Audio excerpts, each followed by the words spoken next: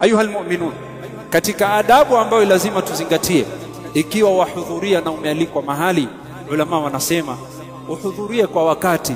Umealikwa nyumbani, mtu fulani amekwambia njoo gada nyumbani, njoo ule gada, njoo ule lunch, jaribu uje mapema, jaribu uswali msikiti karibu na hiyo nyumba ili usicheleweshe watu, au kila msaa watu wauliza jikoni amefika hajafika, waja saa 9.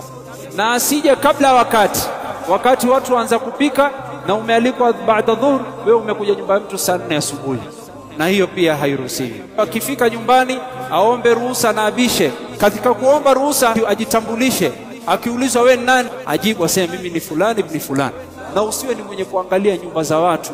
Wala yarfa sauta, na ukiingia katika nyumba ya watu umealikwa mgeni, usiwe ni mwenye kunyanyua sauti na wazungumza kwa sauti ya juu, bali yatawadha, na unakuwa ni mnyenyekevu.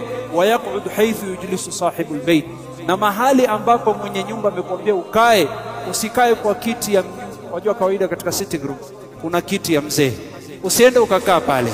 Wewe uliza nikae wapi, uende ukakae katika hiyo sehemu, na usikuwe ni mwenye kukaa muda mrefu na kumalizia. Wayastadhin inda insirafi, na inapokuja wakati wa kutoka, hutoki kwa khiari yako, wamuomba ruhusa mwenye nyumba, wamwambia ndugu yangu naomba ruhusa nitoke. Si mzee ameenda chooni kutawadha, akirudi mgeni ameshatoka. Hiyo si katika adabu.